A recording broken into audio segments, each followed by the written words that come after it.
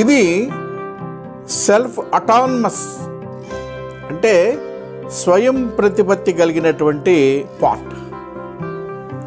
అంటే ఇది చేసే పనులకి ఆ సెరిబ్రమ్ నుంచి కానీ లేదా బ్రెయిన్లో ఏ ఇతర పార్ట్ యొక్క ఆజ్ఞలు కానీ కంట్రోల్ కానీ ఏమీ అవసరం లేదు. మిడిల్ అబ్లాంకెటాక్ అది స్వయంగా తనకు తానే ఈ పనులన్నీ చేస్తుంది.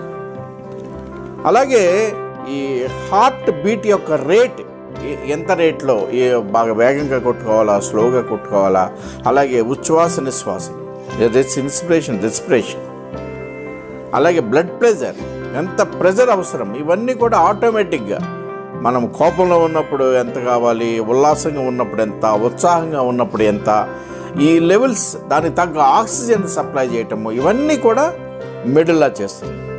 అంటే ఒక తల్లి తన బిడ్డకి పాలిస్తున్నప్పుడు ఎంత హార్ట్ బీట్, ప్రశాంతమైన వాతావరణంలో హాయిగా ఆ బిడ్డకి పాలిచ్చేటప్పుడు ఎంత మంద్ర స్థాయిలో హార్ట్ బీట్ అవసరం, ఆ ఉచ్ఛ్వాస నిశ్వాసలు ఎంత ప్రశాంతంగా ఉండాలి, బ్లడ్ ప్రెషర్ ఎంత అలాగ చక్కగా ఉండేటట్లుగా, ఇవన్నీ వండర్ఫుల్ జాబ్ మిడిల్లా చేసేటటువంటి.